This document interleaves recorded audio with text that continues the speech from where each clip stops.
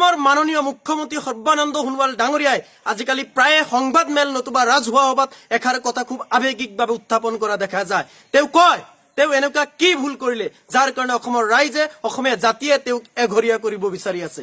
সৰ্বানন্দ সোণোৱাল ডাঙৰীয়া এতিয়াও সঁচাকৈ আপুনি উপলব্ধি কৰিব পৰা নাই নে আপুনি কি ভুল কৰিছে, কি অপৰাধ কৰিছে? যদি পৰা নাই তেতিয়াহ'লে শুনি লওক আপুনি কি ভুল কৰিলে, কি অপৰাধ কৰিলে। অসমৰ ৰাইজৰ খং ক্ষোভ আবেগ অনুভূতিক সন্মান কৰাৰ পৰিৱৰ্তে সম্পূৰ্ণ দমনমূলক, ষড়যন্ত্ৰমূলক, আক্ৰোশমূলক আৰু বিভাজনমূলক নীতিৰে কা বিৰোধী জাতীয় সংগ্ৰামখনক আপোনালোকে ধ্বংস কৰাৰ ষড়যন্ত্ৰত লিপ্ত হৈছে। এয়া অপৰাধ নহয় জানো? সম্পূৰ্ণ দমনমূলক নীতিৰে 5জনকৈ ফুলকুমলীয়া ছাত্ৰক আপোনালোকে গুলিয়াই হত্যা কৰি মাতৃৰ বুকু উদং কৰিছে। এয়া অপৰাধ নহয় জানো?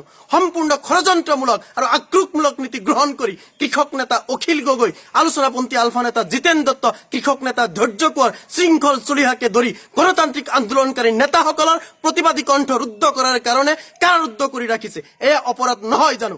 বিষ্ণুপ্ৰসাদ ৰাভা, জ্যোতিপ্ৰসাদ আগৰৱালাৰ আদৰ্শ আৰু জাতীয় চেতনাৰে উদ্বুদ্ধ হৈ অসমৰ খাটি খোৱা কৃষক শ্ৰমিকসকলৰ অধিকাৰ ৰক্ষাৰ বাবে গণতান্ত্ৰিকভাৱে সংগ্ৰাম কৰা কৃষক মুক্তি সংগ্ৰাম সমিতি আৰু কৃষক নেতা অখিল গগৈ সম্পূৰ্ণ ষড়যন্ত্ৰমূলকভাৱে আপোনালোকে মাওবাদী সজাব বিচাৰিছে। এয়া অপৰাধ নহয় জানো? কৃষক নেতা অখিল গগৈৰ দৰে সংগ্ৰামী নেতা এজনক হেণ্ডকাপ লগাই আপোনালোকে আদালতৰ মজিয়াত উপস্থিত কৰাইছে। এয়া অপৰাধ নহয় জানো?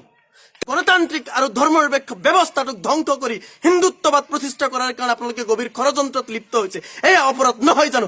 কাৰ জৰিয়তে ঐতিহাসিক অসম চুক্তিক নস্যাৎ কৰি অসমীয়া জাতীয়তাবাদ ধ্বংস কৰি অসমীয়া জাতিটোক ভাষিকভাৱে, সাংস্কৃতিকভাৱে, ৰাজনৈতিকভাৱে, অৰ্থনৈতিকভাৱে চিৰদিন সংখ্যালঘু কৰাৰ ষড়যন্ত্ৰত আপোনালোকে লিপ্ত হৈছে। এয়া অপৰাধ নহয় জানো? ক্ষমতাৰ লোভত, টকাৰ লোভত, মুখ্যমন্ত্ৰীৰ চকীৰ লোভখনৰ কাৰণে দিল্লী আৰু নাগপুৰৰ ওচৰত নিজকে সমৰ্পণ কৰিছে, আঁঠু কাঢ়িছে, নিজকে বিক্ৰী কৰি অসমীয়া জাতিটোৰ লগত বিশ্বাসঘাতকতা কৰিছে, প্ৰতাৰণা কৰিছে। এয়া অপৰাধ নহয় জানো? সৰ্বানন্দ সোণোৱাল ডাঙৰীয়া, ৰাজনীতিৰ পথাৰখনত আপুনি নৰেন্দ্ৰ মোদীতকৈ ভাল অভিনয় কৰিবলৈ আৰম্ভ কৰিছে, কিন্তু অসমৰ ৰাইজে, অসমীয়া জাতিয়ে আপোনাৰ স্বৰূপ চিনিছে। আপুনি এজন বিশ্বাসঘাতক, প্ৰতাৰক আৰু বদন হিচাপে অসমৰ ৰাইজে, অসমীয়া জাতিয়ে আপোনাক